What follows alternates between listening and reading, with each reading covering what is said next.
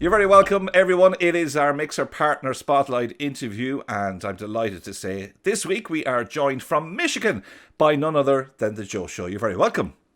There you go. So, How's it going? We're not too bad.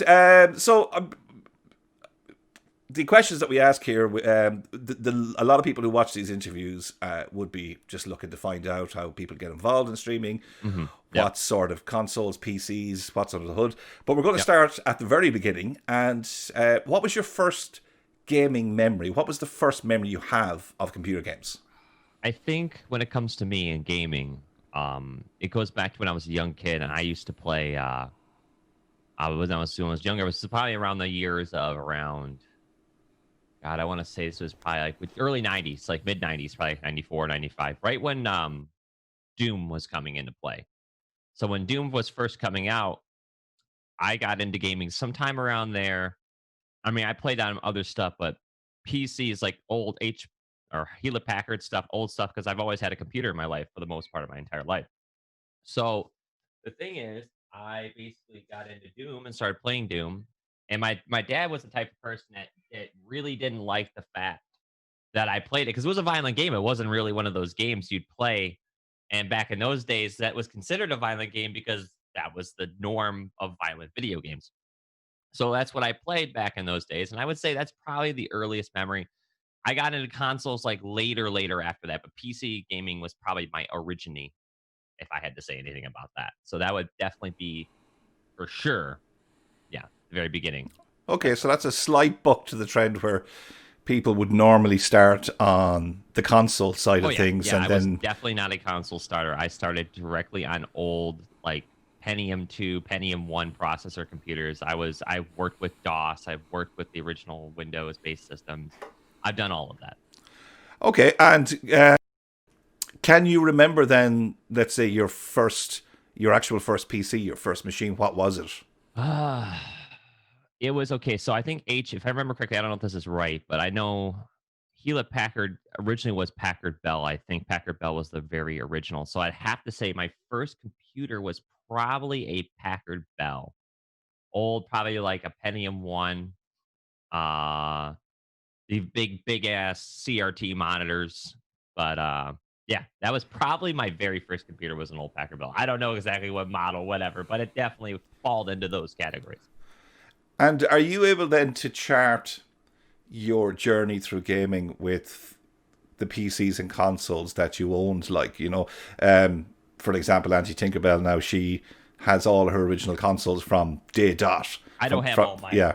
My favorite console out of anyone I've owned was the Dreamcast. Unfortunately, the Dreamcast didn't survive. It was the very first console to integrate online play because I had a 56K modem built right into the unit. So I was like kind of roughly, but it actually, so yeah. But I think when I got into consoles and when I got into console gaming, I think the first one I ever touched it was a Nintendo, was an NES, and I worked in from NES, and then I played some other stuff. But I don't think I own any of my original consoles. Not that I remember, like not of the original ones I had when I was a kid. No. And what journey, let's say, did you take then through from your original Packard Bell? Like, from there, where did you go? Yeah.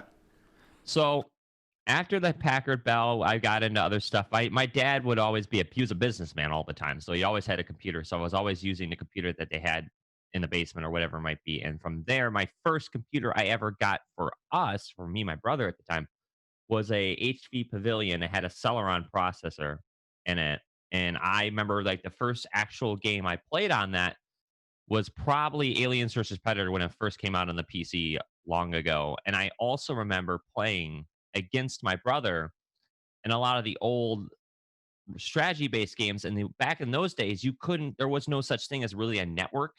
You used what they call a null modem cable. and you would take one cable, plug it into the computer, and then plug it into the other computer, and that's how you networked those two computers together, and that's how you played games together. So me and my brother, we take the computer that was my dad's computer, we take that, bring it into my room, set them next to each other, bring both monitors in there, and then connect that cord up there, and that's how we play games from days in and days out. And that was the progression up into there, and then eventually I got my own computer as I went in there and learned how to build them and so on and so forth. Kids today don't know how easy they have it. Compared to those days, yeah. But those were a lot more simpler times. Yeah. Those were a lot more easier times than you have. You have so much complications. There's so much more to a computer nowadays than there ever was before. So. And at what point then, like obviously through your journey, would you have discovered Twitch first, or would it have been Beam? I was Twitch. Yeah. It was back in around 15 because I started making YouTube videos long ago. It was right after, I'd say right late 14 into 15. I started playing League of Legends. I would upload a few videos here and there, but then after that in 15, I started getting on Twitch, started playing a lot of League of Legends and playing other games or whatever, and gaming and whatever. And then throughout that into like mid 16, that's what I did. I was grinding out. I go to work, come home, I'd stream. And then a friend of mine, an Analyst 89, told me about a website that was called Beam at the time. And I was like, I've never heard of this website. So we both went over right around the same time into this website because they offered this thing that was revolutionary at the time called FTL. And they were talking about this sub-second latency streaming. And I was like, this is very interesting. So when I tested it out for the very first time, I was literally blown away because it was such new technology at the time. And now, just now, Twitch is starting to get into that type of lower delay. It's not 100% at where Mixer is, but I would say it's getting there. But yeah, I did start on Twitch for sure. And okay, so like obviously, I think almost every partner that we've ever spoken to, with the one or two very rare exceptions, would have obviously started on Twitch, and a lot of them would have cited the FTL as being the big reason that they made the move to Beam when it originally. To me, it wasn't. Yeah. To me, the reason why I switched was, one, it's literally, when you look at it, you can almost look at it like YouTube, or you can look at it like an overinflated currency.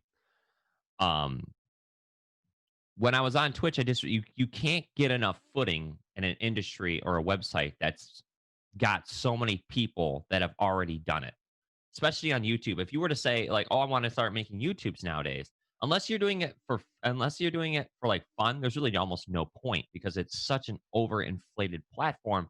You got millions of people that want to do the exact same thing as you.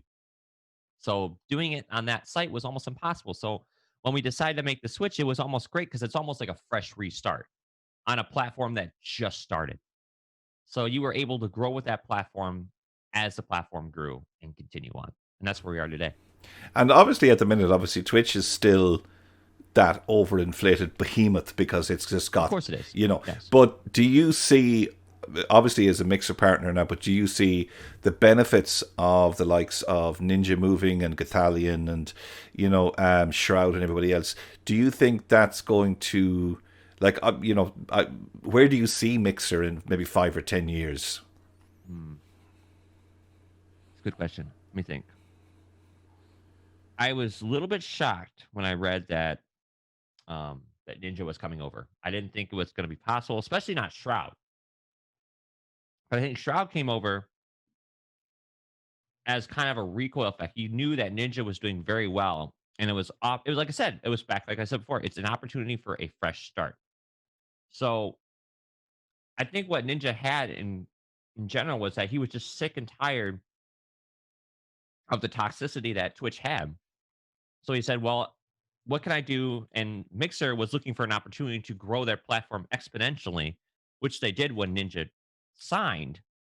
So having that ability to take that and to roll with it was exponential, especially with Shroud coming over. And I don't even know who else is going to come over.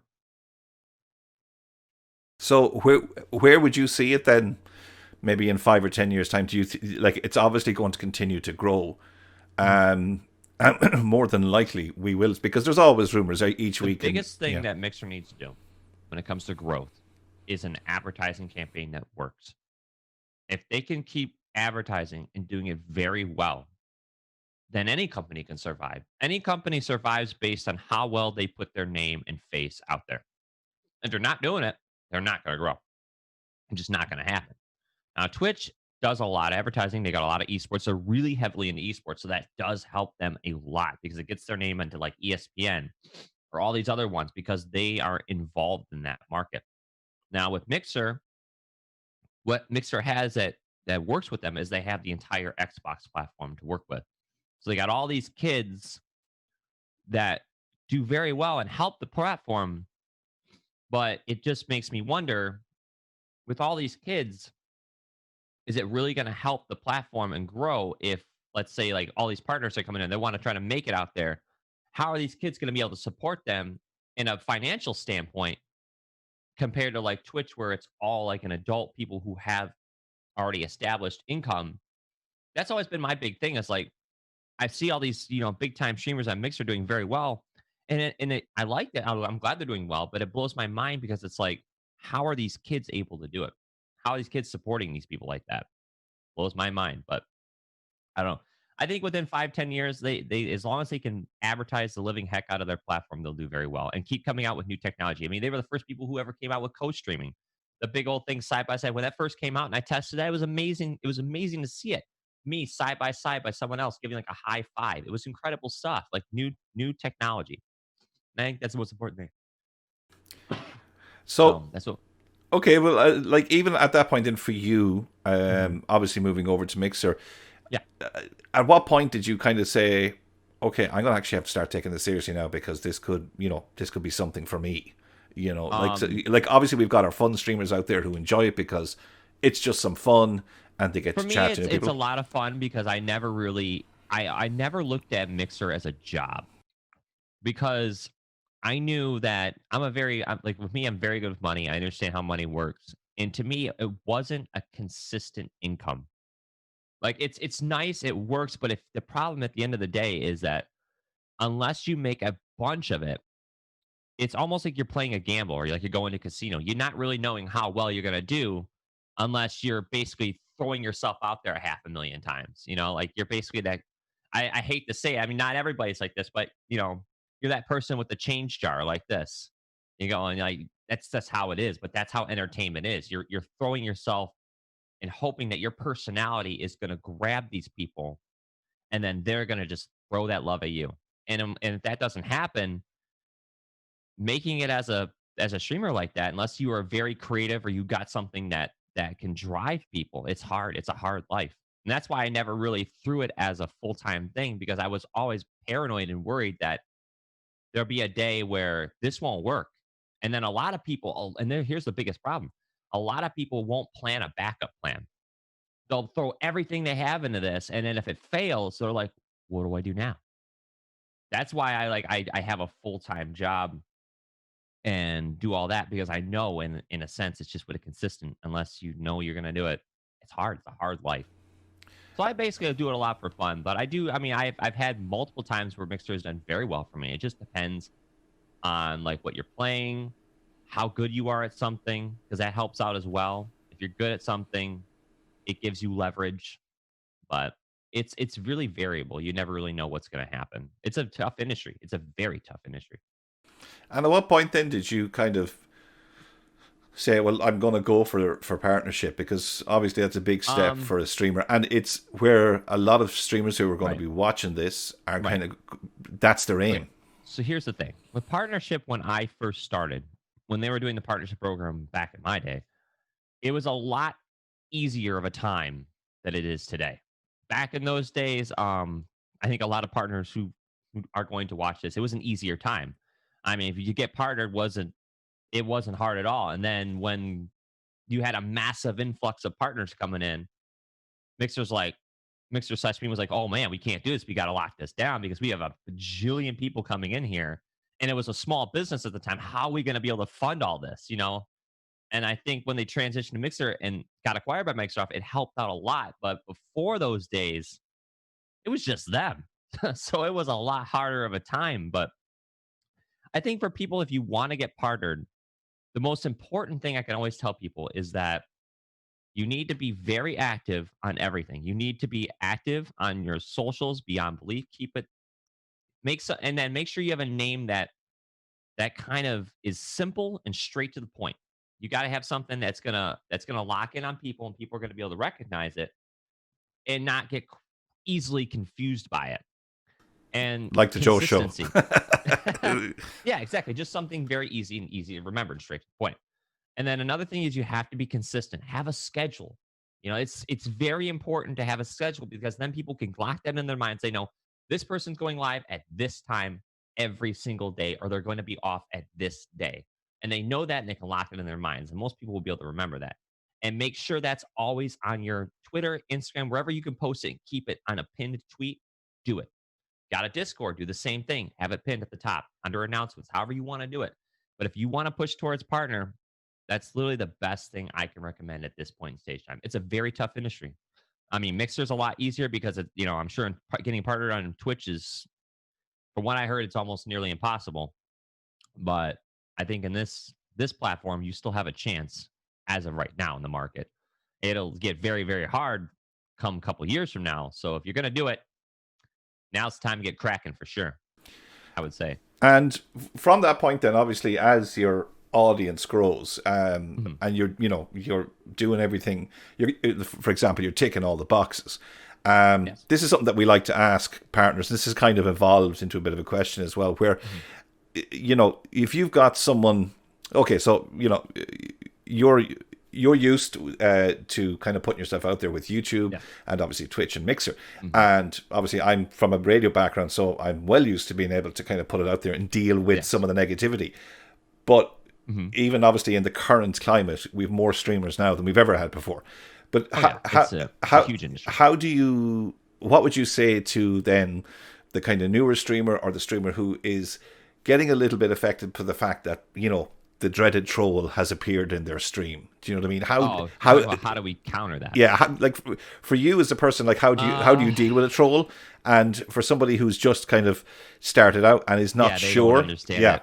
Yeah. So with trolls, a lot of them it's people that love attention. They want their name to be portrayed and said or called out, or any way they can get their name out there. We live in an industry now where anybody will try anything to get their name out there, whether it be in a trolly terrible way or in a self-promoting type shout out type way. They just want to get their name out there. So they try to do it in the easiest but not well fashioned way of doing it. But trolls, to be perfectly honest, it depends on what kind of a person you are and how you deal with things. Everybody emotionally, or everybody in their head deals with trolls in a different way or fashion compared to who you are and how emotional you are, how logical you are, what type of person you are. But if you're a new streamer and you're dealing with trolls, the best thing is just know that not all of them are bad people. They're not all terrible people. They're just, I feel like everybody's personality and how they engage in certain things is different. Now, if it's terrible and bad and wrong, then time them out, ban them, get rid of them. You don't want that toxicity in your channel. You want it out. Get rid of it. If it's just fun little bit of trolls, it's going to happen. You're going to deal with that for your entire career that you are streaming. It's just going to happen. It's going to be there. More people get it. Certain people get it up better or worse than others, depending on who you are, or what kind of audience you're exposed to. If you're playing a lot of younger generation games, you're going to see a lot more trolls because younger kids, at least in this day and age, are a lot more different than when I was growing up. Because kids nowadays, they're like rambunctious. They run all over the place. So you really, like when I was young, you would never see what you see today. It's unbelievable. But yeah, just deal with them in the most professional, respectful way you can. If it is very rude, offensive, racist, whatever it may be, get them out of there. Get them done quick. That way you don't have that toxicity in your stream and you can continue to grow your name, platform, and brand. Okay, so moving on from that then, for the Joe Show especially, what do you run under the hood? What's under your hood? What's under the bonnet? As of right now, I run a Ryzen. It's a 1700X. I've got it overclocked. I think it's a 3.2 standard. I run it at 3.8. I water cool it. I run 16 gigs of DDR4 RAM. I can't remember what hertz I run it at. I run an Asus. I run a lot of Asus of everything. I have Asus monitors here that I've had. One of them I've had since 2010, and it still kicks. My other one I run is a 4K monitor. I run a Astro A50 headset. I run a Go XLR mixer that's uses for XLR mic. I have a Shure SM7B. I love this thing. It's a very one thing I've noticed about this mic. I see it everywhere on mixer. Queen Eliminator runs it. There's a bunch of people that run the same exact mic, and I enjoy it. It's a good mic. There's a lot of range you can do with it, and I never really understood audio very well. But when you get into streaming, you start to fall in love with it. I've learned with mics and whatever, you just there's so much you can do in audio that I never knew possible. So getting into XLR mics was very, very interesting and very awesome. I run a 270 RTX video card. I'm excited to see what NVIDIA does. AMD's got another card coming out. And then actually, I'm hearing Intel wants to get back into the video card market as well in a competitive stance. I don't know how well they'll do, but I would say that's my computer components. I think NVIDIA have that Cyberpunk 2021 or the Cyberpunk. They had a giveaway for that, didn't they? They were doing something like that. I think that was a 280 Ti that they were trying to give away. And it's a good, I mean, it blows my mind how small you can cluster so much silicone into such a tiny little spot and make that. I mean, the engineering that goes into that is unbelievable how far we've come in that industry. And what even scarier is how much AI are we going to be able to harvest into all this too? And eventually, I don't know what it'll do. Who knows? So it's a very, very huge industry. We're looking at a Skynet situation, really. What you're saying. I mean, yeah, in a way, but like I don't know. Like it's one of those things where like it does have a lot of, and you got the whole like satellites now that they're putting up in orbit from Elon's doing with that whole internet thing, which I've seen videos of it. It's literally like these dots that are rotating in the sky in orbit. It blows my mind. I'm like, what do we come to? What is this? You know, I like the aspects of it, but does it come with consequences? I've always learned that everything has a pro and a con. There's always a consequence and a great thing that comes out of it. So we'll have to see. I really don't know. Okay, so it's we're almost near the end of our interview, but this is one that we've kind of thrown in since we started doing this, and we find it's a bit of a fun question, really. But it's our Desert Island Discs. So, favorite book, favorite movie, favorite album, and obviously favorite game as well. Now you technically have to give a reason for each one. You just can't name them out. So we're going to ask you for a reason as to why. All right, my favorite book of all time. I've always been a fan of like aliens and the paranormal and everything like that. And so there's a guy by the name of Tom DeLonge. I don't know if you know who he is, but he writes a bunch of books now. He actually is co-writing books. They're called Secret Machines. And it's like basically he goes over and goes to government agencies and gets any type of legal information he can. And he like takes a kind of a fictional story, but takes a bunch of facts and throws it into one book. So there's a book called Secrets Machine. I think it's called Chasing Shadows or whatever. That's my favorite book. It's great. It's phenomenal. I love it. But I love nonfiction. I can't stand fiction. I'm not a big fan of it. I never read it. My favorite movie of all time, I have two of them. It's probably Forrest Gump because I'm a 90s kid. I love the 90s. And The Dark Knight. That's probably one of my, it's such a well-directed film. It's fantastic. It's great. The acting, I believe, is just phenomenal. Okay, I got to stop you there on that. So you are a Batman fan. Love Batman. I was a DC guy when I was growing up. I read DC comics. What's your views on Robert Pattinson? Are you talking about the new Batman type thing that's coming into play? I don't know. We'll have to see it happen. I really like every single time they make a Batman, it always has a good thing and a bad thing about it. But I feel like it's going to be really hard to beat the Dark Knight trilogy, all that with that Batman. That Batman did it so well. Same thing with the Joker. To be able to beat that, and the only other Batman that I knew was great was like back when the original one came out, when you had Jack Nicholson and all that stuff like that. So it's really hard. But then again, every generation has a different, like right now we got all this Marvel stuff going on. That's just crazy. I want to see DC do the same thing, but they haven't been able to, I don't know, get a handle on it. But I'm curious to see what they do. I mean, every Batman's going to be unique in its own personal way. It depends on obviously the creators, I suppose, side of things as well. Creators, directors, it's all varied. It just depends on how you look at it. Much and all as I absolutely adore Heath Ledger's take on it, I'm pretty much like you. No, it was incredible. It's just like, how do you beat that? And they came out with a new one. I mean, you can't touch it. Like it's not even that great. It's hard for my mind to grab a hold of something better. Yeah. I'm of an age where I still remember the shark repellent spray. So, we'll just put that to one side. You know what I mean? That famous. Right. But, I think every generation will have their Joker. Every generation is going to have their Batman. I mean, we had the old, who was the actor that did it back in the day for the old Michael early Keaton. stages? Was it? Yeah, for the old Batmans, back when it was on TV. Oh, Adam West. Yeah, because the punch, the pow, and whatever. Yeah. Those were the old days of Batman. Those were the original days of Batman. So. Yeah, I think we had Adam West, then we had Michael I know Keaton. It was Adam West, because Adam West was the big guy. I'd know him for it. Yeah, and then obviously appeared in Family Guy and Big Bang Theory as Adam West. So that makes it all about. Okay, crazy. Favorite album? Album of all time. Man, that's a tough one. It's either gonna be Kid A from Radiohead or In Rainbows by Radiohead. I'm a huge Radiohead junkie. I like a lot of I would say a lot of British music. I love The Who. I love Radiohead. I love Oasis. I love a lot of stuff. I just like a lot of. I like music it's intricate, has a point. Like a lot of your new age music nowadays is just, it's nothing. Really. No. It's not angry music.